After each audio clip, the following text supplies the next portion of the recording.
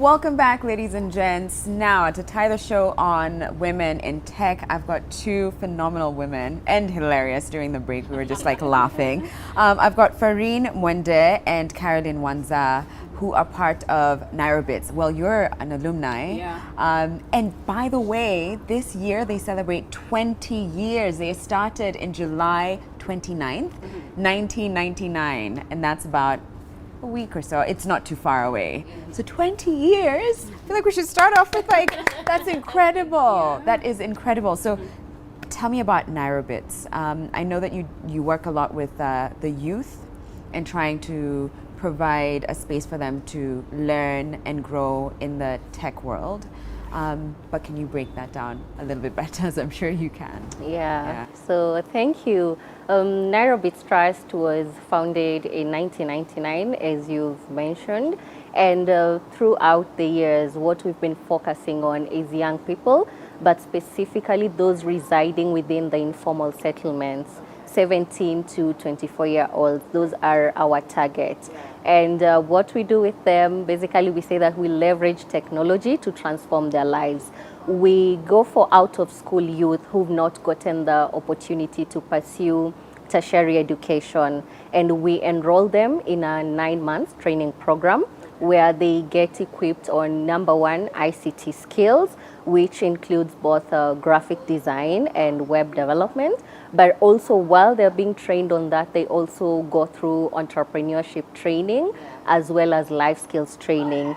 And we also integrate sexual and reproductive health rights into the training program. I love that. I love that you take a 360 approach, that it's technology, it's life skills, it's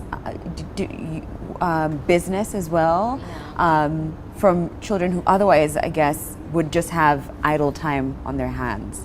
I'm curious to know how you knew in 1999 to step into the world of tech, because back then, I mean, it was still, it was very largely unknown.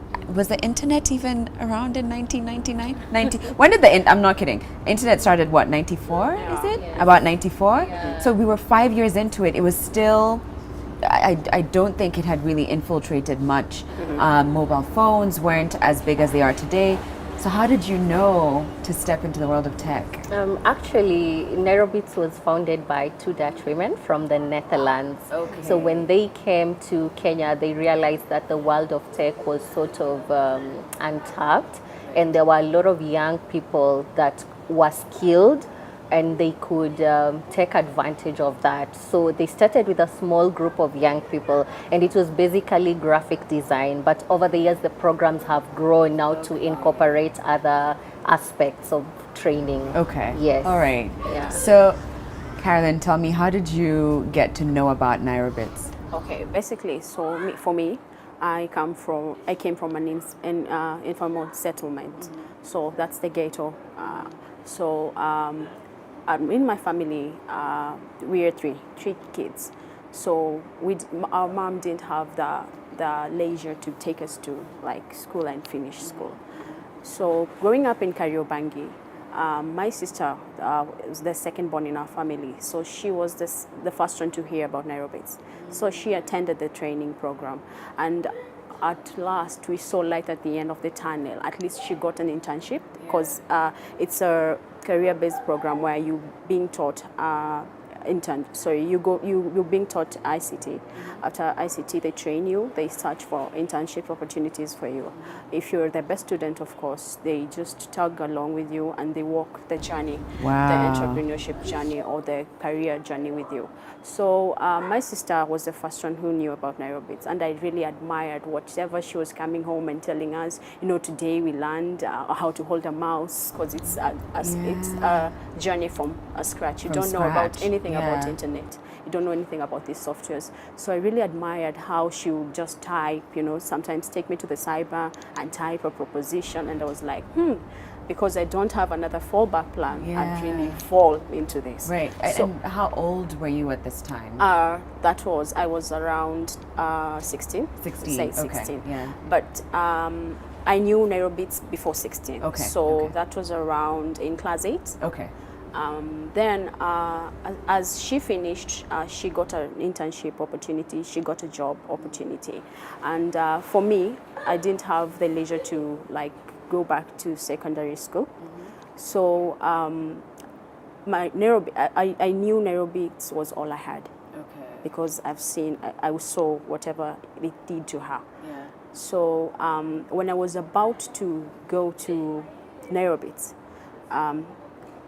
a donor or an investor or a good-hearted guy just decided, no, let me take you first back to secondary school, and then you'll go to NairobBits later. So I finished my secondary school, in and out, because it was on and off. There was no money for school fees. There was no school fees throughout. So it was on and off, but I finished my Form 4 levels. After that, I went to NairobBits finally. It started in Maji, Missouri. There's a center called Maji, Missouri in Mathare. So that's where I started. I really worked hard for that position because it was intense first. They don't just take youth. Yeah. You have to go through interview, an intense interview level, so that they know if you're interested in the tech industry. So after that, we went to another level. There's a level, cohort 2. That's the digital garage, where you take into another level of serious sorry for that. Cohort 2 digital garage. There's Media Lab is the final one. Okay. There's getting connected, digital garage, and then Media Lab. Okay. So I worked my way through, and then I got to Media Lab. Yeah. Media Lab is where I got to be the best student, female student. Whoa. Yeah. I love And that. after that, they got an internship opportunity for me as a graphic designer. Of course, I graduated with a diploma and started working at Sarakasi Trust. Wow. Yeah, as a graphic designer. So how many students make up the go through, whether it's the digital, what did you say, Okay. digital lab or digital yeah, garage. how many digital garage? How many students do you take in Annually, at the start of the course? we enroll 350. 350. Yes, annually, but we do the recruitment in quarters every year. But by the time they're getting to the final level, which is Media Lab, we have dropped a few along the way. So after level 1, they get to work on client-based projects. If they get a client, they do some design work for them. And then at the end, they get to present to a panel. That's why she's talking about being the best student. Yes, and so the best are able to go to level 2, and then at the end of level 2 they also work on projects, and we pick the best to get them to level 3. Would want to have all 350 get to the final level, but sometimes because of resources, we are unable to train all the 350 up to level 3. So you have to really work hard to be at the top. Yes. So Carolyn mentioned that it's an arduous process to be one of the recruits. What do you look for in one of those 350 entrants that you have come into the program? All right, so first I'll need to mention that one of the things that have really made our training program successful over the 20 years is because we partner with community-based organizations. So they're sort of our bridge between us and the community. And so through the CBOs, we are able to identify young people. We put out a call for application like every quarter. And so the CBOs talk to the young people within the community. We also post it on our website and our social media pages, and then they get to apply. So once they apply, we go through the shortlisting process. And number one, we look for youth who reside within the informal settlements. But sometimes we get young people who don't reside within the informal settlements. I'll give an example. We heard this lady who went through our training program and how she got to know about NairobBits. Her employer told her about NairobBits because she was a house help. So she wasn't living in an informal settlement, but looking at her story, then we gave her the consideration.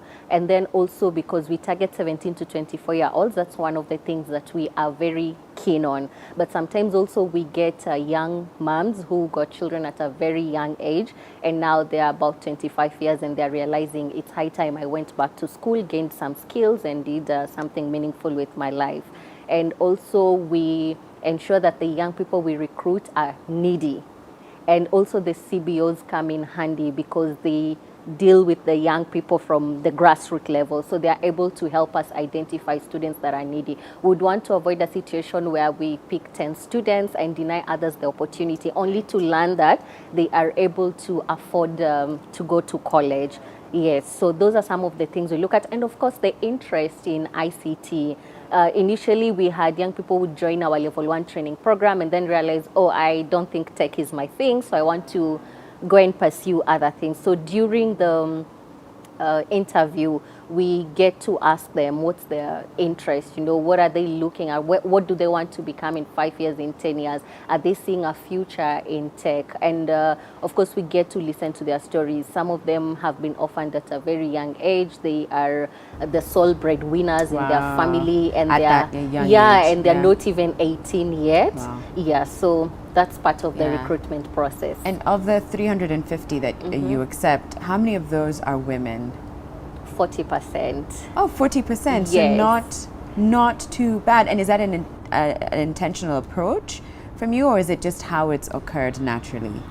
Before 2015, we realized that we had more male students enrolling for ICT than the female students, and the dropouts, a high number would be the female students. So what we did through the Malala Fund, we initiated a new project that we call SysTech. SysTech is basically Sisters in Technology, and she's an alumni from the SysTech program.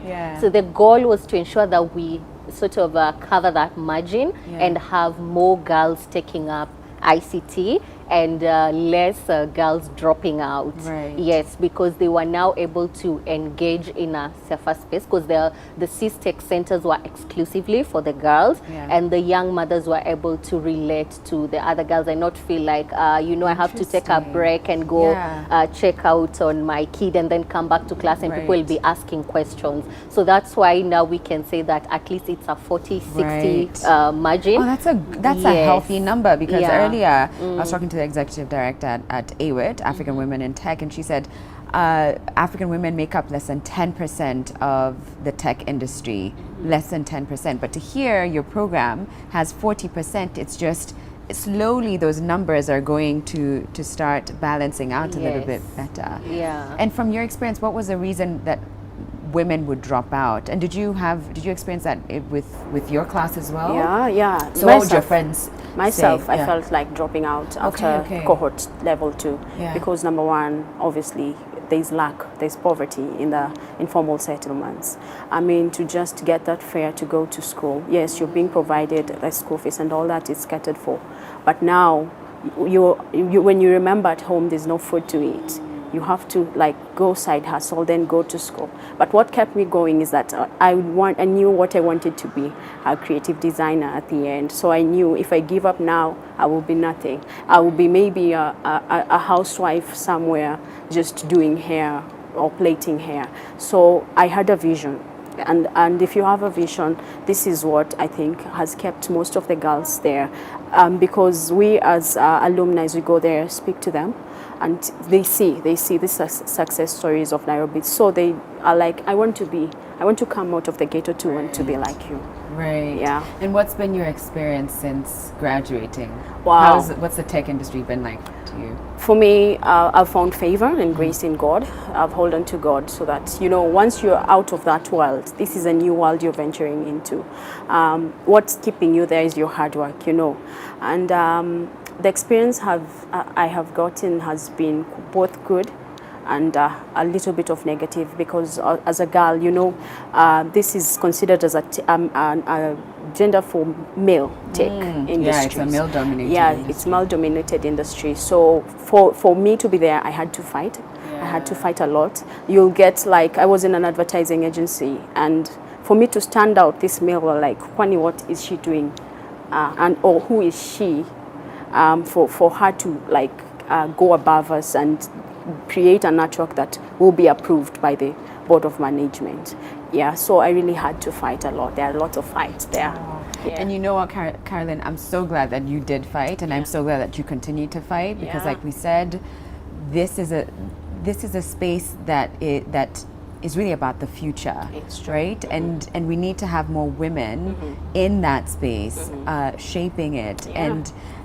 and the fact that you then go back to NairobBits and you're a great example of what it's like. Yeah. Thank you. Thank you too. Thank you for having us. holding that light. And thank you so much to Mwende. I'm Thank gonna call you Mwende. My best friend's name is Mwende. Oh, wow. So it feels like home. And I a good chunk of my childhood was spent in Karibangi South. I grew up in Really? K South. Yeah. Wow. Yeah. Okay. Yeah. So I mean, your You story know, resonates yeah. with me. Yeah. Yeah. Right. Thank you so much. All right, NairobBits, we thank wish you you. all the best.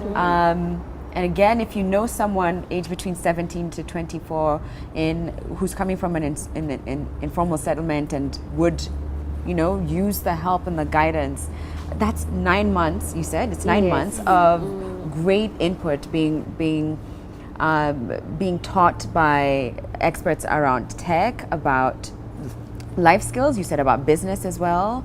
It really is a great way to shape, and it could completely change your life like it did, Yeah, it did. Carolyn. So NairobBits, check them out. It did. Sorry for cutting you short. No, it's it okay. did in a very big way. Yeah. Because currently I run an advertising agency. Can you imagine they still support me? I do advertising, print, and creative design. What? So they still support me in the print industry. She just printed our hoodies. Yeah. Yeah, she branded Oh, our hoodies. Yeah. bless you Yeah. all. Yeah. This is so encouraging. And these are the Yeah. kinds of stories that we ought to be highlighting. Women who are breaking barriers and stepping into male-dominated spaces, holding their own spaces. Yeah. And the fact that the support still continues. Yeah. Bless you Yeah. both. It goes a long way. Oh, well, thank you. Thank you you for being too. great inspirations. All right. All right, we have now come to the end of our show. Thank you so much for watching. And NairobBits, I'm sure you've also got a website if people want to support or be a part of it. Check them out as well. We'll be back tomorrow, same time, same place. But for now, have a great rest of the day, everybody. Bye.